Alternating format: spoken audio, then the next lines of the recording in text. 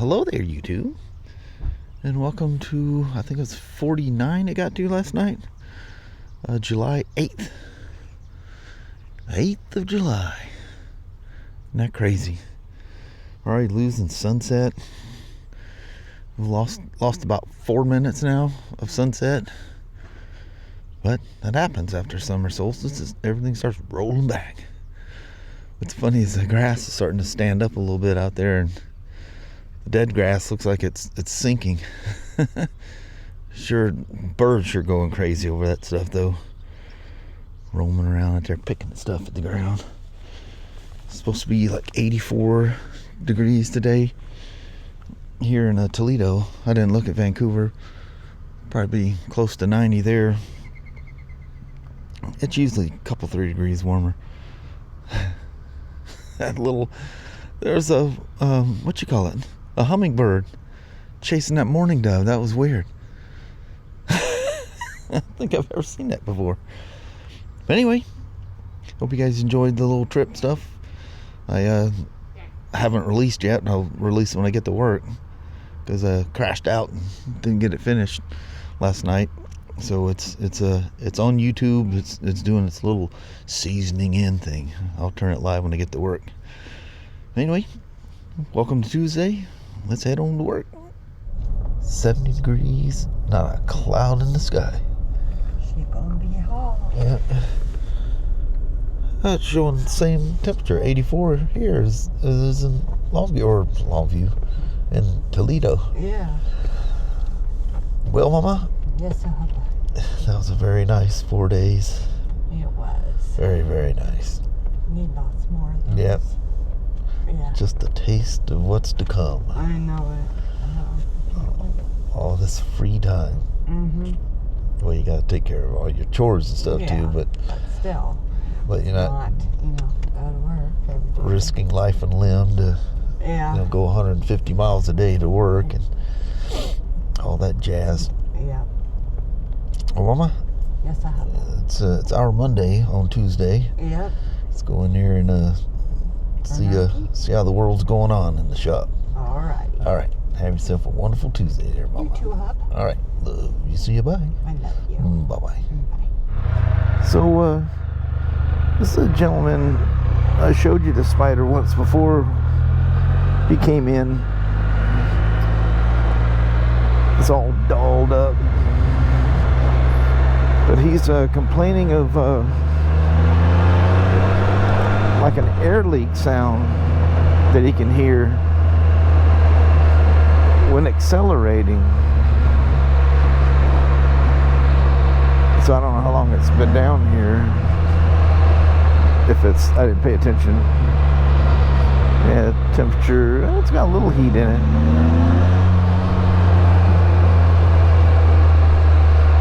I'll just take her for a little ride here and see if I can notice something weird. I guess he's got some floorboard lights. Non-BRP, so I'll have to look at that.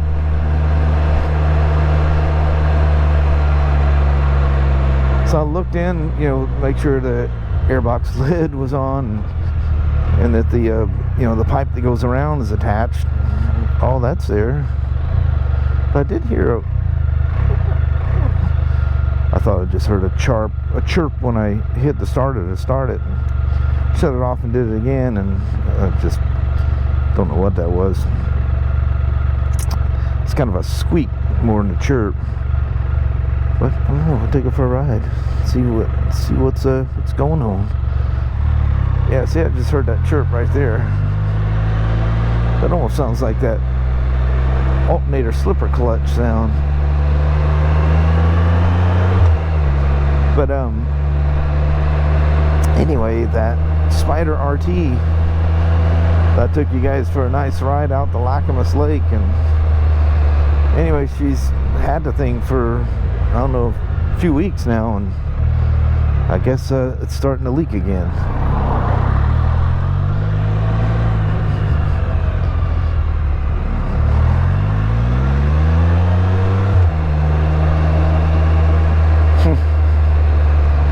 So I looked underneath there, there's no drops on the ground, so I thought, well, maybe it's something different. And no, I looked up there. Everything's damp, and you can see where it's been dripping down on the exhaust again. What in the holy heck?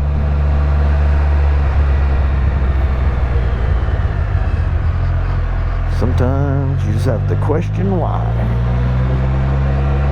Get over here and kick this thing into neutral here right quick. See if I can get that alternator clutch sound to show up in this thing.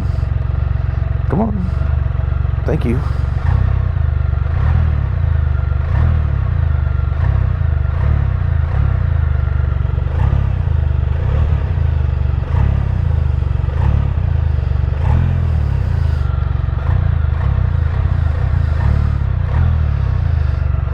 That, my friends, is a slipping alternator clutch.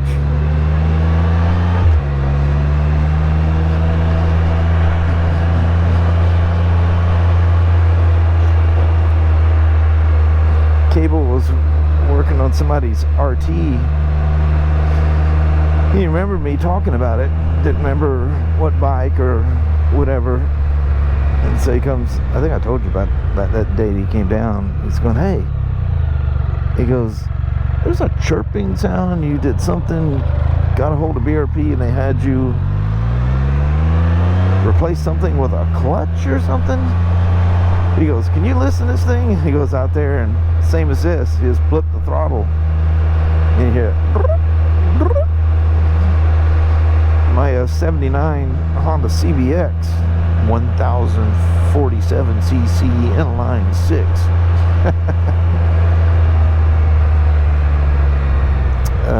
She developed an alternator clutch chirping sound, but it would you get it in the mode and it would sit there at a light and go and just sit there and spin.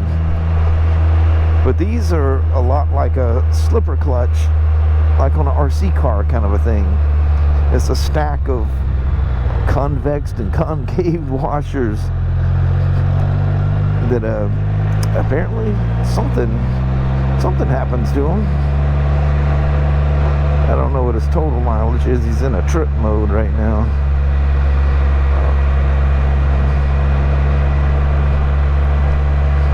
Man, what am I going to find here? Am I going to have to turn around or what? I'm not going to drive his bike through tar. Okay. Oh, yeah. We're going to have to deviate our round here.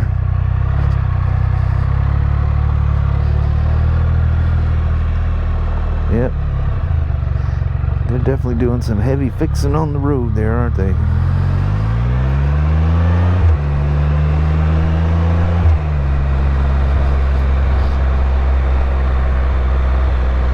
Man, still reeling over that Astoria trip. Not that far of a trip, but it was just like Kelly and I were talking. We didn't do a whole lot. I mean, we did way more than we filmed. It was just, you know, sometimes you need to relax and not be so wrapped up with, you know, what's in the vlog today. And we did a whole lot of that. We kind of did that on the weekend prior. We went to Westport. Westport's so cool because it's just so quaint. It's just this, you know, seaport town that's just phenomenal. I think one or two of you have commented about going to Westport. Just one of those places. There's not a lot of course there was people there because they are having that it's called something, it was kind of a pirates little annual thing they do, so it's busy for that. But man, it's just so peaceful, and it was cool. We were on the fishing dock or at that parking area, and there were some stairs that went down into the where the boats were moored and stuff, and these two guys were talking about some fishing line that they're going to use that day. He goes, well, this ought to be better. He goes, that shark keeps taking that thing. He goes, this ought to resist that shark.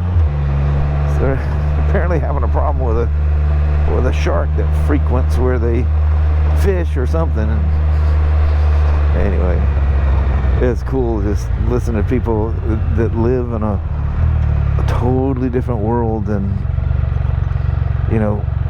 we know. Oh, we actually got a flagger up here. Kick that thing into neutral.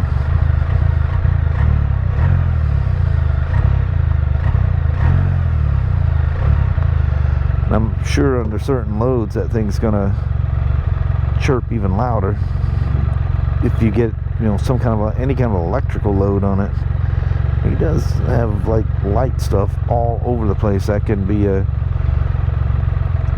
when all that stuff's on, that could be loading that clutch a little different.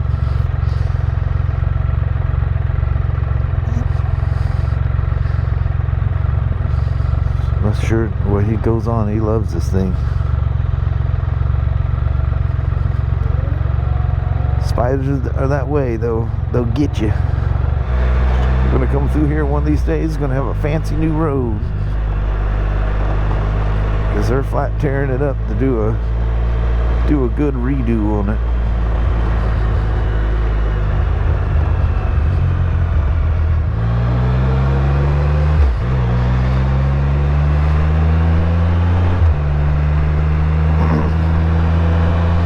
Bike says it's 84. I would not doubt that for a moment.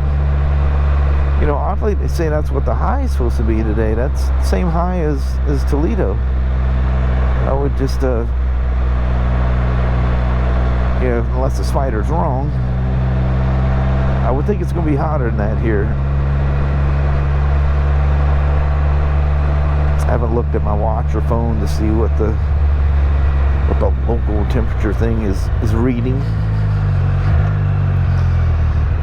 I wonder if that thing's new enough it's still under warranty.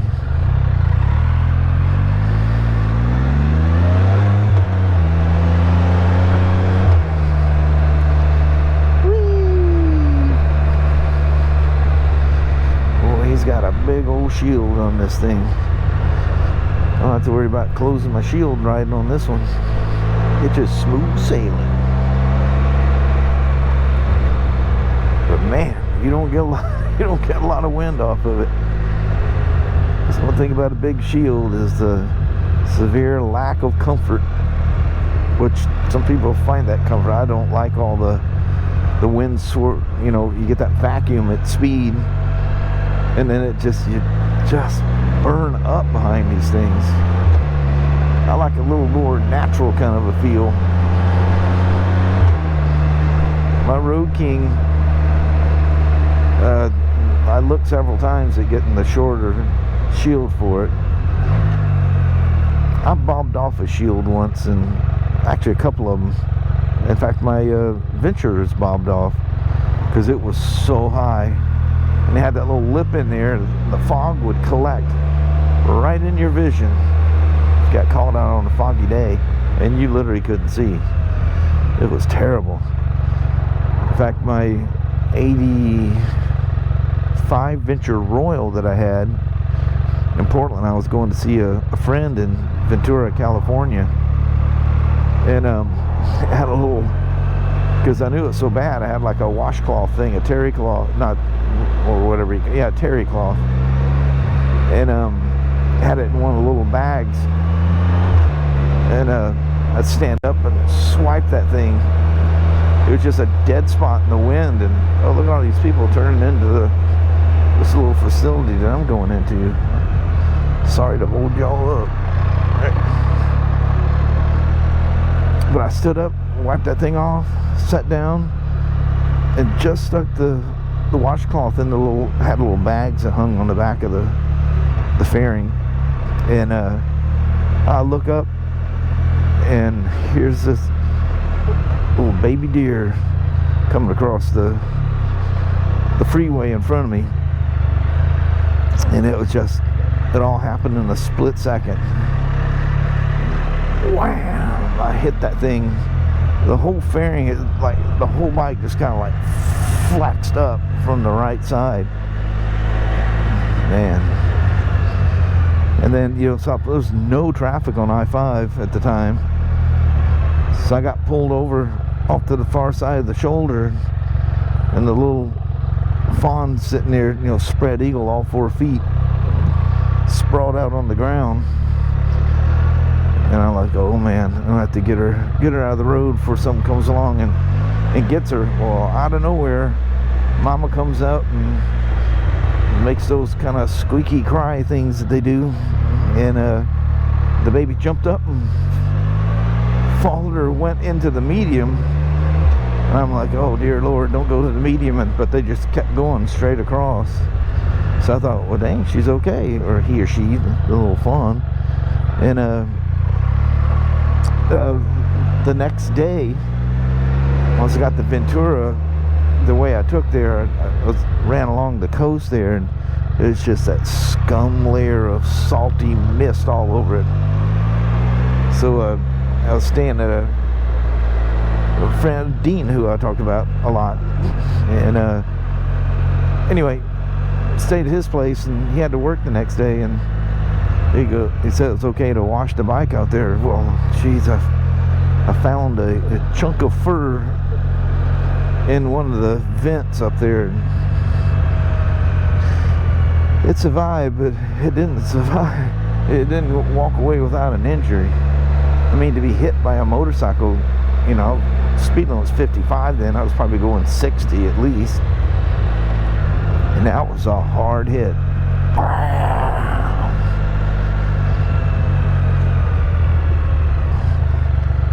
I'd come up with talking about a crazy old story like that. That was, good Lord, that was in 86, 87. It's hard. He's got so much stuff on here, I can hardly get on and off of it. Alright, if you guys remember 360 HDB, is that right? On Instagram. Really cool guy. Funny as heck. We sat out there and laughed more than we talked. He got cameras and everything. Yeah, he's got a lot of stuff on it. She's pretty though. That black and white almost has a police vehicle look to it. Just in time for the fans to kick off. And drink holders and swing up and around all over. Alright. You know, it's interesting. Most of them get worse when they get hot.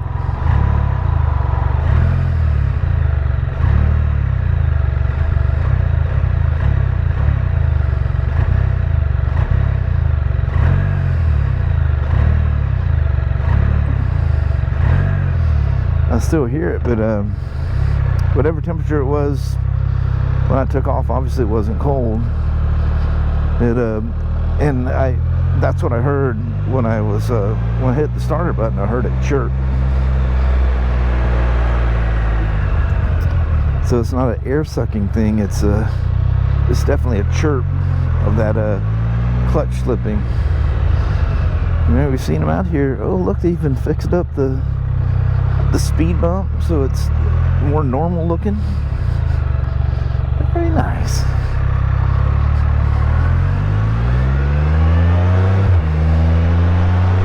Schools and stuff probably had to have said something there. You know, all them kids get out and the first thing they do is run up here to the street. I don't know if they're catching a bus or, you know, how they're leaving there, but somebody had to say something. That's dangerous. Big old holes. Blinkers. Accessory stuff flashes faster than it should. Probably needs a resistor of some sort.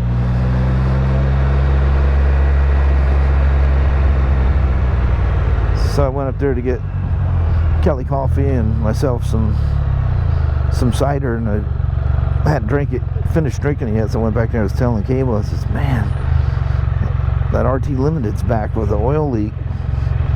And I look, I go, hey, you got a 25, see the sky. And I turn around and there's another 25 sitting beside me, so it must be a he-she couple that come here to have them done. This dude must have one ginormous phone. That would hold an iPad mini. Alright, we're going to bounce. Well, if it's any consolation, what I did to it fixed it. The clutch cover is absolutely, completely dry. And it's not leaking nowhere near as bad, but it's definitely still leaking. But my wind theory, which you guys have worked on cars, motorcycles, whatever, it's always a thing. It always blows around. If you look underneath there, the clutch cover and the little sub cover for the HCM filter, it's got a weird name for it. That's what I can't remember what it's called. It doesn't seem to make, if someone told you that, you wouldn't know where to look. But completely dry. Not even the wind is blowing towards that clutch cover. So the clutch cover was definitely leaking, and so it's got a much slower, but it does have a weep.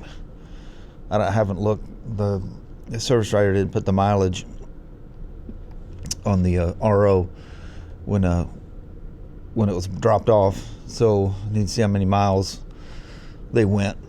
And anyway, I don't know how long it took to get to where it's at, but it's definitely leaking. But there is a pan, like a belly pan, that runs across the center of the motor back there. And I even had a cable down here, and we just sat here and studied this thing. It's coming from that pan.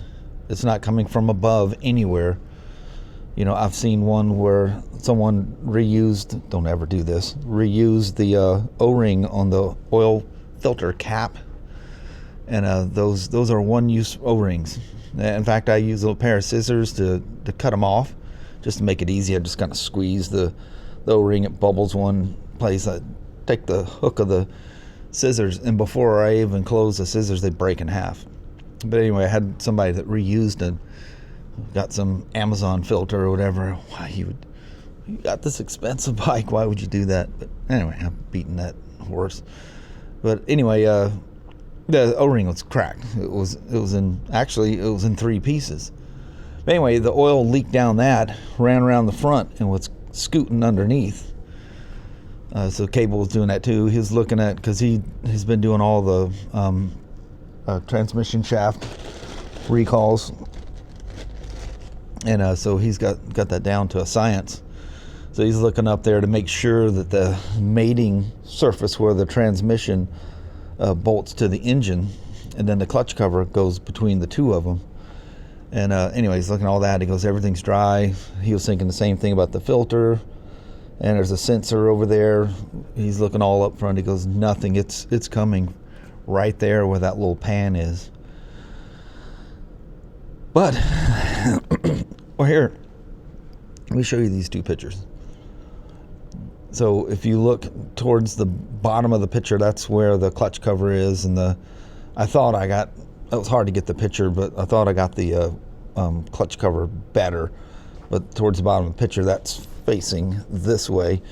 That's the clutch cover. It's completely dry. Not even wind blew it from the current leak over there.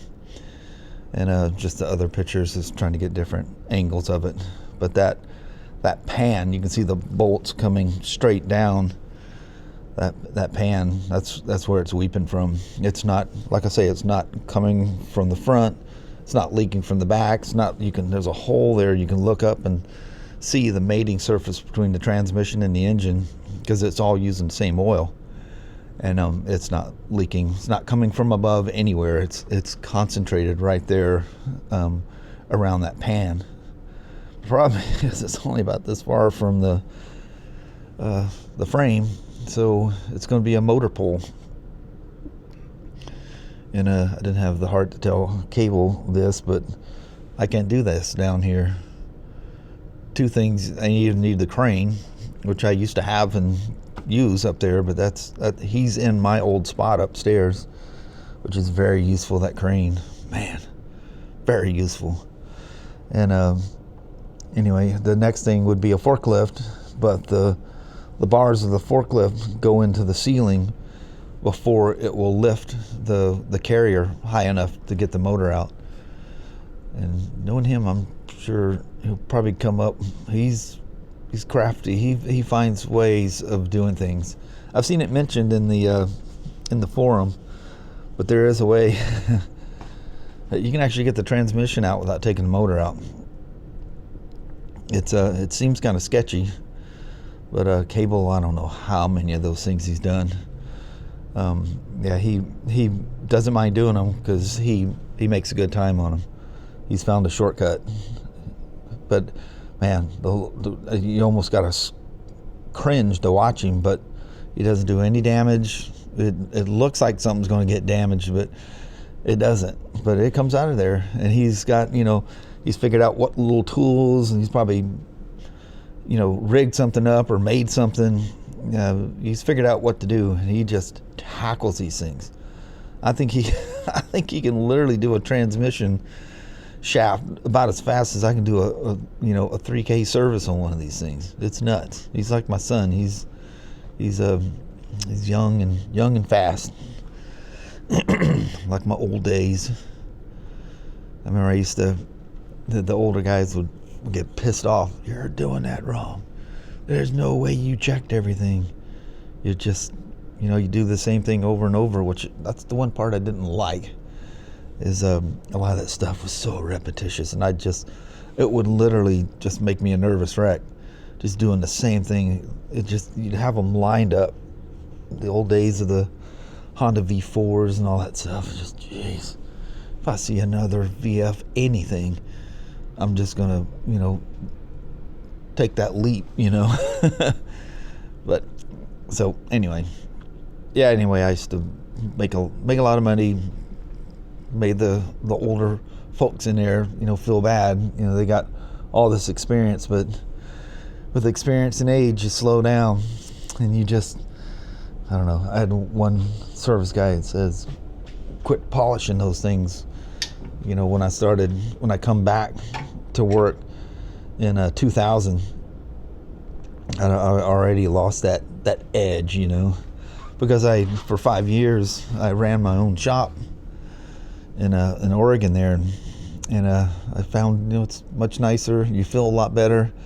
Take your time, wipe that extra thing off, or fix that bolt that's kind of a little stiff, clean the threads. You take your time and do it all right, and everything's nice and smooth. And when they never go away, and you have any question that you went above and beyond. And they pay me differently now, so I can do that. But speed is not in me anymore. Not even on the motorcycles. I used to race around like an idiot. How I survived all that stuff is anyone's guess. But anyway, I'm gonna have to get a belly pan for it. Well, hello there, YouTube. Made it to the end of the day. Yeah. Got to 87 degrees there in Vancouver. I don't know what it got to here. It's like 79 or 80 now. It was showing 84 at one point. I was just flipping through looking. Nice and dry and warm. And yeah. Back to the old grind today, and everything went smooth. Couldn't, well, I'll just go tell you about that tomorrow. I got time. With that F3 and the lights he wanted me to hook up. So anyway, I think that will go at the end of the day. Alrighty, well, thank you guys so much for watching. We really do appreciate it. We will talk to you tomorrow. Same smoke time, same smoke channel. Don't forget to give your thumbs up. You guys have a wonderful Wednesday or Thursday. Heck yeah. All right. We'll see you tomorrow. See you then. Thanks for watching now. Bye-bye.